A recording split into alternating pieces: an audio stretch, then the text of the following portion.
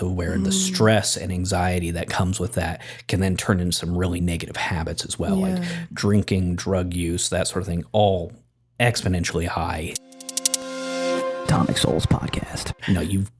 In 1 minute, you will be helping manage stuff on the floor. You'll be helping navigate bills, making sure votes get cast, making sure vote recommendations get put up to the member of Congress, make sure they've got what they need for that. And then, an hour later, you'll be at a happy hour, and it can really result in some really split actions of where the stress and anxiety that comes with that can then turn into some really negative habits as well, like drinking, drug use, that sort of thing, all exponentially high in DC. And that was part of the reason I left ultimately. It was just like, it's a really quick culture that can lead to burnout and lead to some poor decision chances if you're not careful.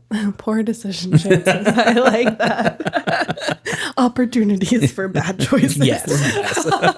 What's Harley been saying lately? You're making bad decisions. I taught our daughter bad choices versus good choices because she's been making some bad choices. Yeah. And now if we want to go to a certain restaurant that she doesn't want, she said, "That's a bad choice, Mommy." The other day she wanted what? She wanted ice cream, but we set it up to where like you got to poop on the potty to get ice cream. Yep. And she hadn't pooped on the potty yet. And I'd opened up the refrigerator for something else, and she saw the ice cream, and I told her no, and she looked at me, put her hand on her hip, she goes, "You're making bad choices." Yeah, I set myself up for some hard situations now. Yeah. How did you handle that stress? Like, what was your... I mean, I can freely admit I started drinking too much while I was there. I had a group of friends who, I would still consider friends to this day. It sounds like a trauma bond. Yeah, absolutely. No, it totally is. Yeah. Like you go through the just trenches with these folks of where you've got, 2 a.m.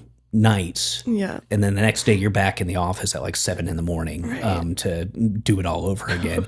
And, after a week of that, like going out to the bars or something like that, coming together with friends who are going through the exact same thing. Yeah. That brings you together and, had some really strong friendships because of that. But, a lot of what we did was also built around, drinking for the most part, but also other substances would occasionally sneak in too.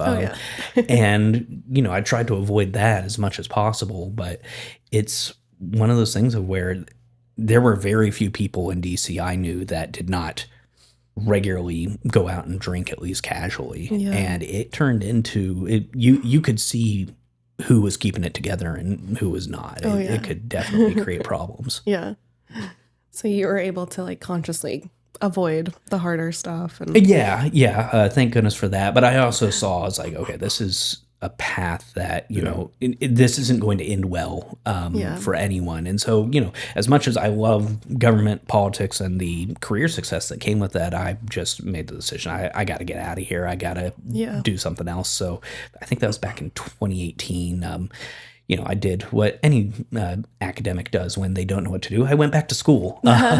So went back, came down to Austin, went to the LBJ school here, got my master's degrees, and kept working in public affairs. But that's opened me up more to just things are a bit steadier here, and there's a world outside of government. There's a world outside of politics here in Austin and Texas in general, which I think is another critique of DC. And I mean, you hear it in politics a lot where it's just like, these are, whether you want to call them swamp creatures or just, I've heard the best one is Congress critters. That's the one I've heard before.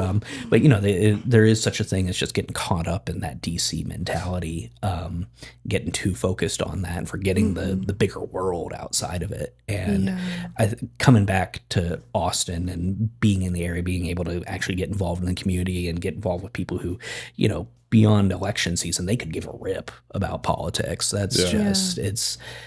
That helps balance it out and gives the structure that I think is just much more beneficial and being able to navigate politics on a daily basis. Nice. That's a pretty cool perspective I never thought about, because a lot of times, we'll see stuff happen in politics and we're like, are they looking at the same world we are? They literally are not. Yeah, exactly. Yeah, no. And it's not their fault. I mean, they are there to do a job, and especially like the staff who, it's largely 20-somethings. Like the number of 20 to 30-year-olds that are helping run the country is like scarily high. I got scared because they had an interview with some of the ex-Doge people, and they were like mid-20s. Oh, yeah. I was like, what? Yeah. Oh, They're yeah. like admitting to using ChatGPT and like sending private emails. And I was like, oh my God. Yeah. I remember seeing them just like, yeah, that looks about right. Yeah. Like, because, and it tracks when you think of like the level of commitment, time, and energy that goes into helping run the government, run the most important government in the world. That requires near 24/7 commitment. Right. And that is something that, as folks with families, like, unless you're like the boss in that situation, that is not something that you just have a lot of time for. And so it naturally kind of falls back towards the younger folks. And yeah, sometimes you get people who have very little experience finding themselves in roles that actually mandate a lot of it, and it surprises people when they see it. Yeah, that is wild. Yeah. And what are you doing now? Like, what did you shift into after? Yeah, so I now work for a nonprofit, which is much slower speed. Nonprofits are slow speed. Yeah. Yes, they are. And so we focus on getting resources to moms in need and women who are pregnant, getting them resources they need so that they can feel safe and secure through their pregnancy. And then for the first 3 years after their kid is born, then we continue to provide resources through our network. We're statewide.